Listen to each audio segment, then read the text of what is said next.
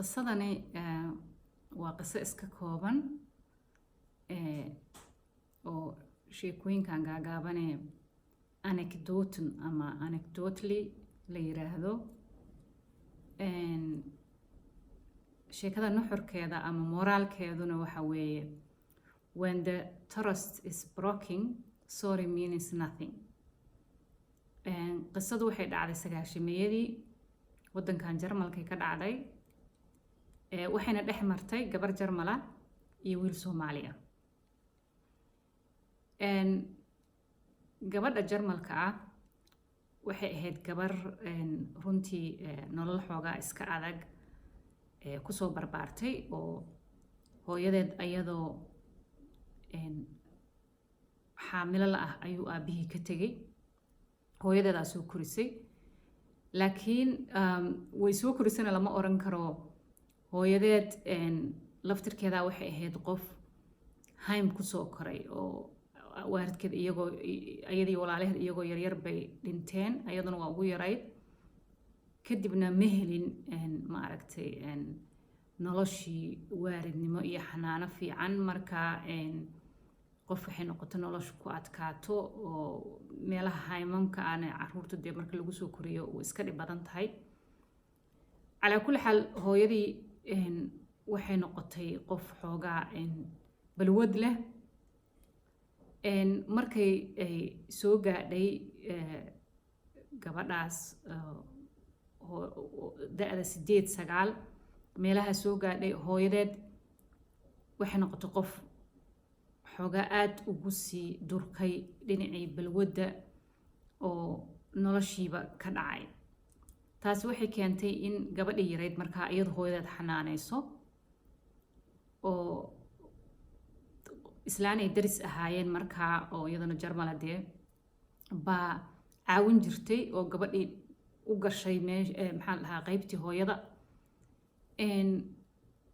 gabadhuna hooyadeed dee qofku si kastaba waa xiriir baa ka dhexeeya haddii labada qofood ay wada nool yihiinoo si kastay ahaataba hooyadeed bay ka doorbidaysaa in meel oo maaragtay la geeyo haym ah oo caruuraha lagu haayo. taasi waxay keenaysaa markaa inay iyadu hooyadeed xanaanayso oo ilaa ay markii dambe dee islaantii ayba iska dhimato oo u dhimato maxaa la dhahaa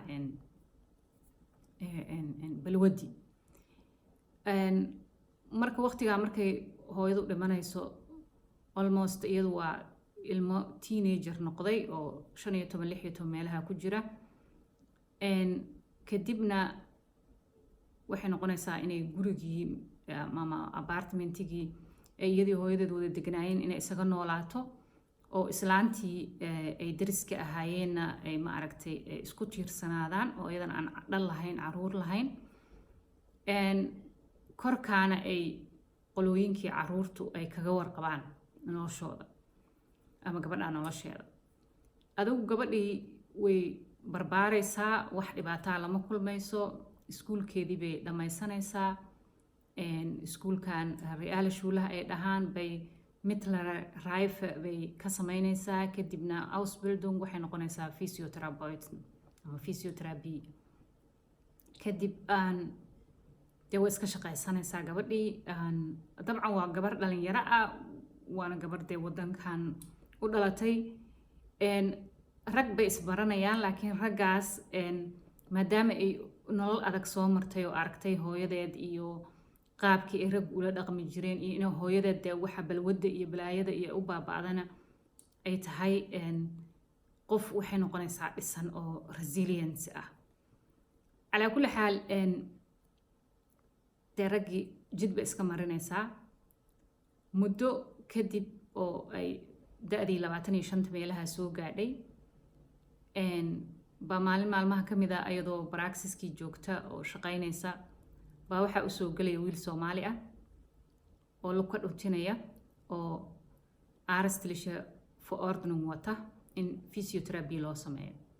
wiilku waxaa la weydiinayaa ma dee waa nin muslina, ma waxaa u baahan tahay in maarakino physiotherapyda nin kuu sameeyo mise qof dumarana maaragtay way ku samayn kartaa ma dhib ma laha buliya way samayn kartaa kadib gabadhii ayaa physiotherapy u samaynaysa 45 daqiiqo dee waa la iswareysanayaa waa dad dhalinyaro ah xagee ka timid maxaa ahayd way weydiinaysaa asagana su-aalo weydiinayaa adigu muddo kusoo laalaabanaya wiilkii oo mar walbaba dee teraabadii loo sameynayaa oo mar walbaba dee la iska wareysanayaa maalinta iyo hawada iyo wacyiga iyo meeshuu ka yimid iyo siduu nolosha halkan ula qabsada iyadu muddo kooban bay mar waxay aaday maxaa la yidhahdaa waddanka ingiriiska ama maxaa la dhahaa Ireland ay tagtay xataa mar oo ay maarkin oo kusoo sameynaysay